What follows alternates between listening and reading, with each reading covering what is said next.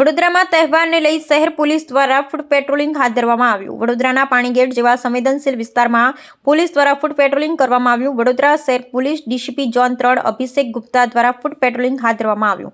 રમજાન તહેવાર દરમિયાન કોઈપણ પ્રકારનો અનિચ્છનીય બનાવ ન બને તે તકેદારીના ભાગરૂપે ફૂટ પેટ્રોલિંગ હાથ ધરવામાં આવ્યું। આ અગાઉ વડોદરા શહેર પોલીસ દ્વારા પોલીસ સ્ટેશનમાં શાંતિ સમિતિની બેઠકનું આયોજન કરવામાં આવ્યું હતું। ફૂટ પેટ્રોલિંગ દરમિયાન સ્થાનિકોએ સાથ સહયોગ પોલીસને મળ્યો। શાંતિપૂર્ણ માહોલમાં તહેવારની ઉજવણી થાય તેવી કટિબદ્ધતા સાથે પોલીસનું ફૂટ પેટ્રોલિંગ હાથ ધરવામાં આવ્યું હતું।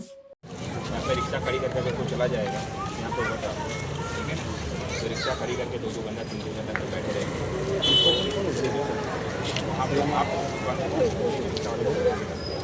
रिक्शा स्टैंड में सर इधर ये ऐसा बोलते हैं, ये कोई नहीं ये बोलने से क्या होता है, मैं बोलता हूँ नहीं है ये छोरा है, आपको दिख रहा है कितना खड़ा कर रहा है, कोई बाइक लेके जा रहा है, किसी को टच हो गया, माता को होगी, मारा मारी होगी, पुलिस स्टेशन जाएगा, फिर गुना होगा, समझ रहे हो।